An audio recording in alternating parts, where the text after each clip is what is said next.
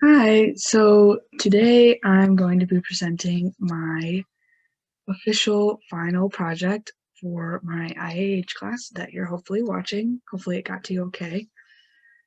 Please bear with me as I'm not very strong in speaking, that is.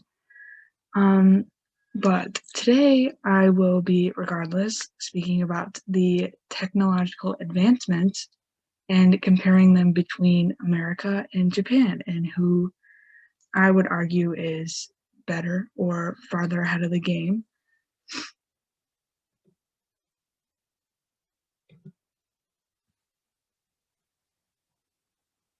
One second. Okay, so I thought before I dove deeper into the controversies and comparing and contrasting the two nations, I also thought I would explain why I chose this topic and why it really interested me in that sort of sense. The main reason I decided on this topic is due to my ongoing fascination with the race, in quotes, of the advancements between Japan and the US. Um, the second reason being because of all the ongoing debates and um, almost like macho man contests between the two nations among individuals who would argue saying who's further ahead, who is cooler in a sense, who is bringing out more technologically advanced items and products. Um, and that brings me to my argument today, and what I would like to bring across as my main point is, in my opinion, I believe that Japan is and has been the most advanced among them and the US.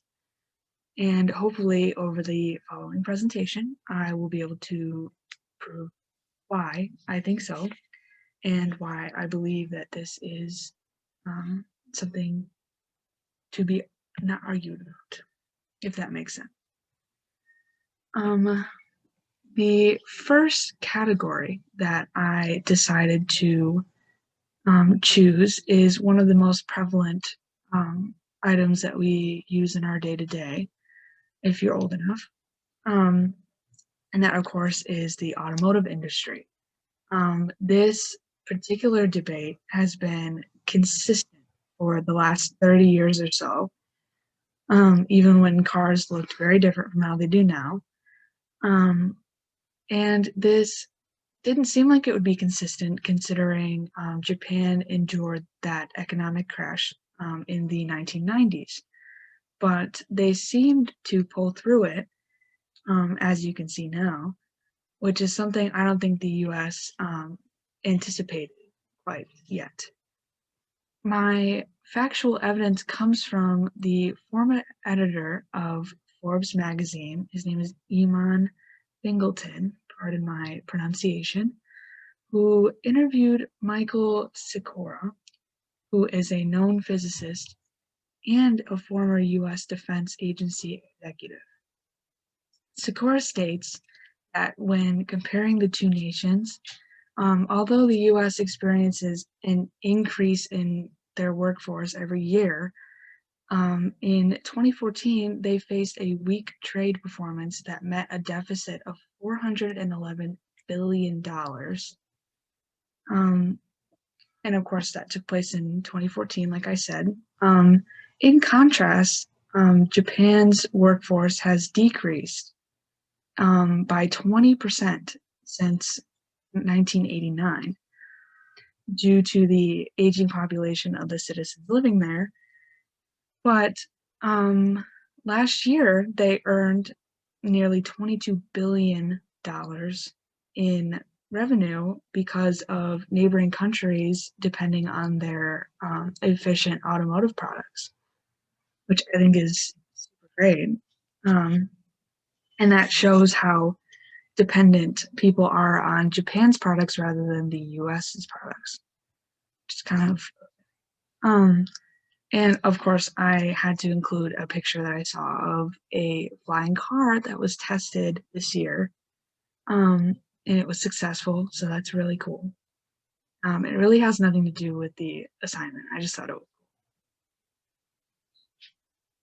the second category I chose is something that also is depended on heavily by the public, and that, of course, myself over here, is, of course, the public trains and railway systems in subways and also, personal trains that you use to travel. Um, I found that among the larger cities where these are typically found, like in Tokyo in Japan and in New York in the US, the differences between the two are pretty shocking. Before I get into the smart maintenance and my other points, I also think it's fair to note that even though it has nothing to do with technology, there also is an extreme difference between the upkeep of the subways in New York and in Japan. They hire many people to clean these subways, in the bathrooms, in the trains, in everywhere in Japan, whereas in the US, the main subway station in New York City has suffered from 400 fires on the railways due to garbage and trash underneath the train tracks, which I think is horrific. Regardless, Japanese technology comes into play with this topic, um, due to the new invention that they have perfected called smart maintenance. And this is a form of technology that tracks the data and collects information to detect minor changes in the railway's um, pathway and to predict failures far in advance before they even have to do anything about it. This is something that the US hasn't even come into contact with or grasped yet.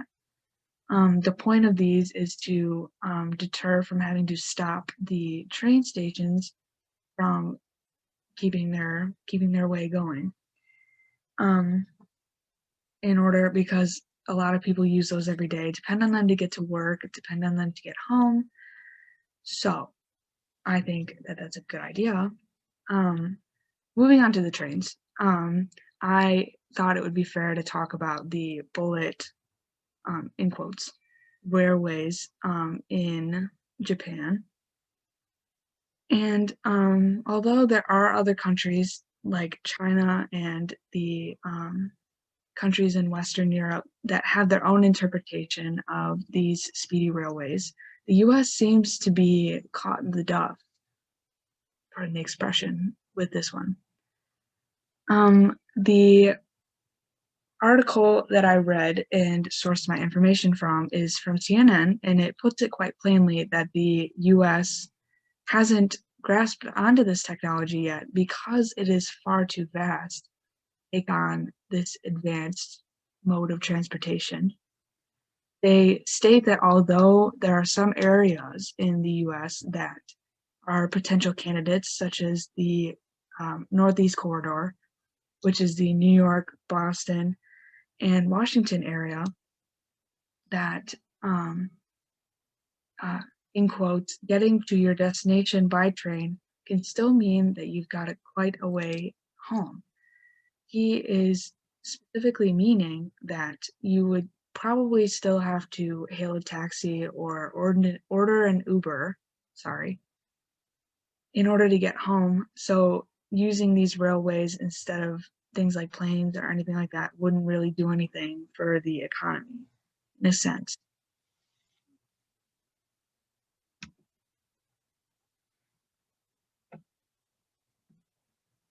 The third and final category that I chose to cover is something that is stereotypically and sometimes truly something that my generation holds quite dearly, which is cell phones and handheld technology, if you will. Um, the New York Times article that is listed here called "Why Hasn't Japan's Cell Phones Gone Global?" The writer states that Japan's lack of global clout, as he put it, is frankly shocking, considering how ahead of the game they've been since the 90s. And he goes on to list many advancements that Japan has surpassed far before we have in America. And I will list a few for you. There was the email ability in 1999, the camera phone in the year 2000, full music download capability in 2002, and the electronic payment ability in 2004. And lastly, there was another one, you're able to watch digital TV in 2005, which a lot of individuals in the US and even in Europe consider this light years ahead of where they were at that time. While exceeding the US in cell phone towers as well, and the yearly users, which is scientifically twice as much as the US has yearly. The Wi-Fi dependency is increasingly more trusted in Japan as years go on. And I can say with personal complete confidence that this is not a shock to me. I don't know where you guys live, but where I live, it's not good. However, I can say that the US does exceed past Japan in one aspect, which is the amount of cell phone companies we have compared to them. They have about 8 or 9, I believe, and we have um, a billion. I'm not sure. So in conclusion, I believe that even with some aspects left out, like